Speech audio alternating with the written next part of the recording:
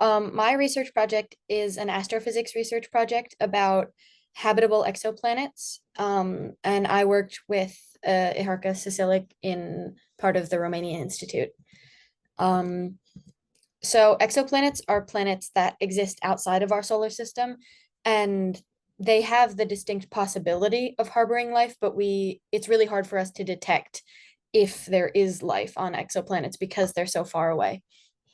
But the question of whether or not there is life is very foundational to astrophysics because it helps us understand whether or not we're alone in the universe and like our place. And it helps us learn a lot more about how we might have evolved. Um, Life is very likely to exist somewhere else in the universe based on its size. And other people have done research on the probability of life existing. But life needs both liquid water and carbon to form, but liquid water is very unstable in the vacuum of space. So there needs to be very specific conditions, including temperature conditions and atmospheric pressure conditions, so that liquid water can exist. And we can calculate whether or not a planet is capable of having liquid water using this equation right here that calculates the equilibrium temperature of the planet based on some values that we can measure using telescopes. So for the purpose of this study, whether or not an exoplanet has like solid ground or is a gas giant like Jupiter was not taken into account because we cannot guarantee that life can only form on planets with solid ground. It's possible that life could form on a planet that has no solid core. So I'm not excluding any of those. For the methods, the data was acquired from the European Space Agency's database on all discovered exoplanets, and the data was exported as a CSV file and then analyzed in Python using Matplotlib to create graphical analyses. And then the graphs were then visually analyzed and values were taken from them so that a full analysis of the data could be done. And the habitability was calculated using this equilibrium temperature equation, and it was stored as either a 1 if the planet was habitable or a 0 if it was not. And the definition of habitable being that the planet could support liquid water.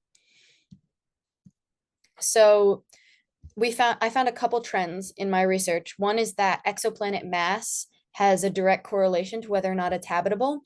So you can see in the left-hand side of this graph, that there are significantly more exoplanets between 0 and 1 Jupiter mass than there are between any of the other numbers.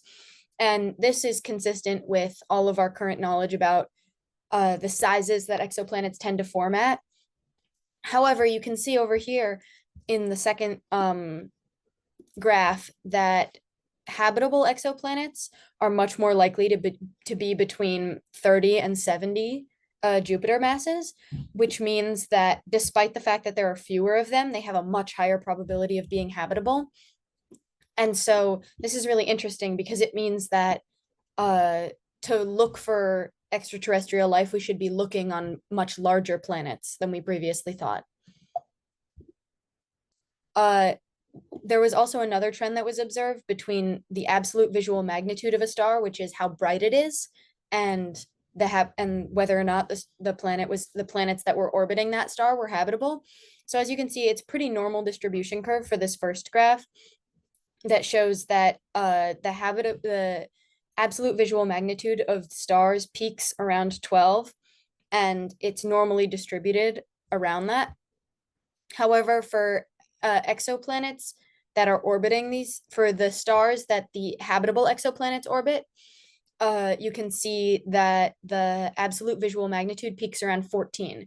And the way that absolute visual magnitude works is that the scale goes up by an order of magnitude every time. So a difference in 2 is a difference of 2 orders of magnitude, which is a very severe difference in the visual magnitude. And this shows that exoplanets that are habitable form around dimmer stars. And there are a couple of possible explanations for this.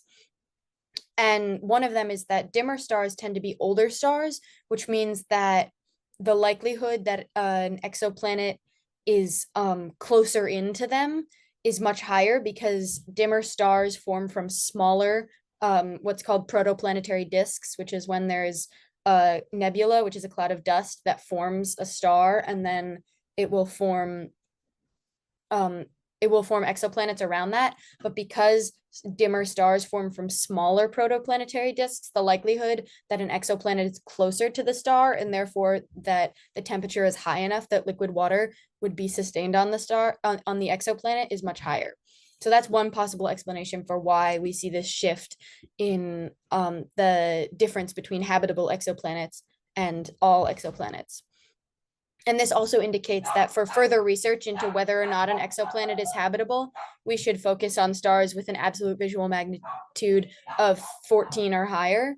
And we can include things that are 12 or higher to make sure that we are having the highest possible rate of finding habitable exoplanets.